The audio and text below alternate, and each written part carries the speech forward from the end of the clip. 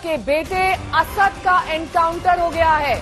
लंबे वक्त से असद की तलाश की जा रही थी। सीसीटीवी फुटेज में असद गोलियां चलाता हुआ उमेश पाल पर दिखाई दे रहा था। अब अतीक के बेटे असद पर यह बड़ी कार्रवाई पुलिस की। लंबे वक्त से तलाश थी इस मुख्य आरोपी की और अतीक के बेटे असद का अब यूपी एसटीएफ ने एनकाउंटर कर दिया है। अरविंद ओझा मेरे सहयोगी इस वक्त तमाम जानकारी के साथ जुड़ गए हैं। अरविंद, क्या डिटेल्स मिल रही है इस एनकाउंटर के बारे में? कहां यह एनकाउंटर हुआ है, कब हुआ है?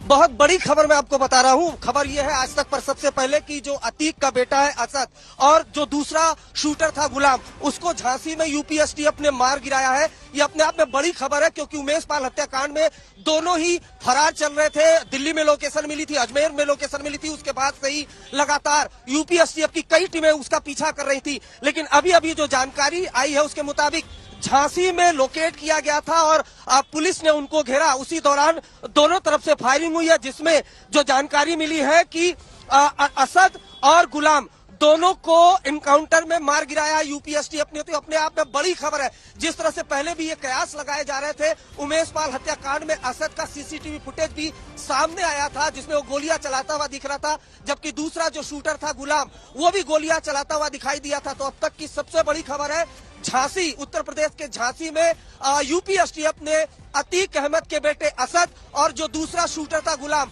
उसको मार गिराया है। एनकाउंटर हुआ है यूपी एसटीएफ के बीच।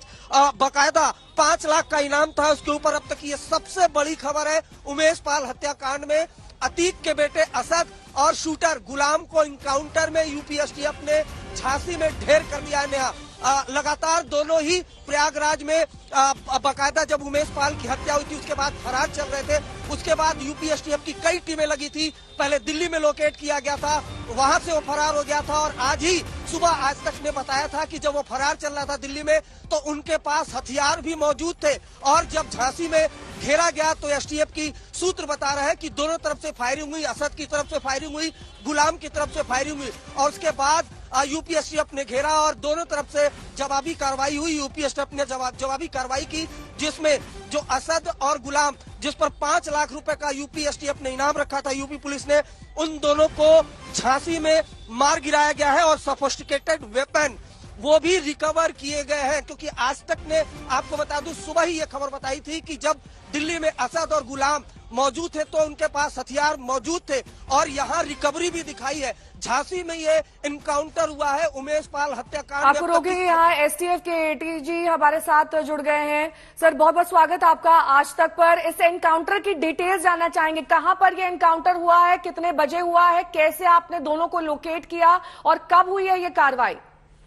ये एनकाउंटर अभी थोड़ी देर पहले ही हुआ है। अभी खबर आई है कि असद पुत्र अतीक और गुलाम पुत्र मकसूदन, ये दोनों उमेश पाल मर्डर में प्रयागराज के केस में वांछित थे।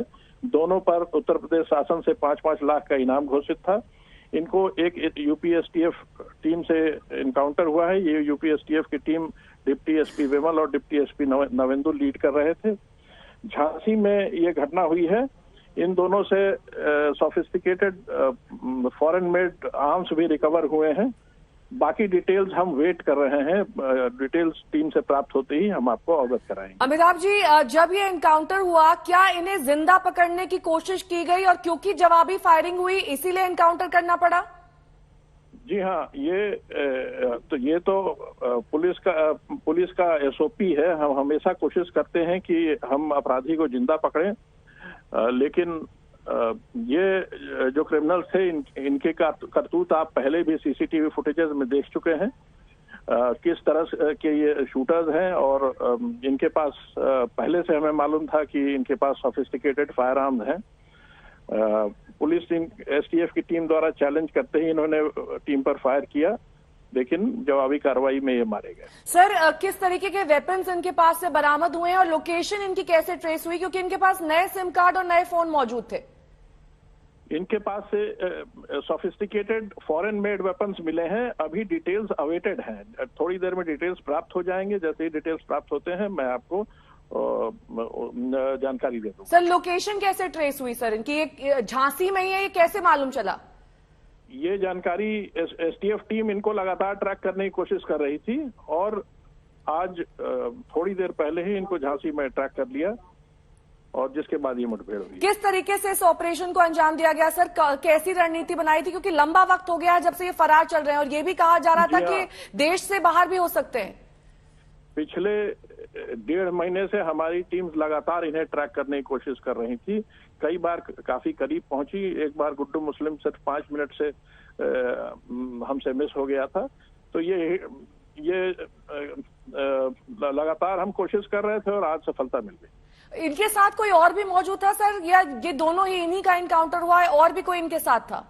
मैं आपको डिटेल्स टीम से पूरी जानकारी करने के बाद बताऊंगा, क्योंकि अभी ये घटना हुई है और टीम से हमारी बात नहीं हुई है।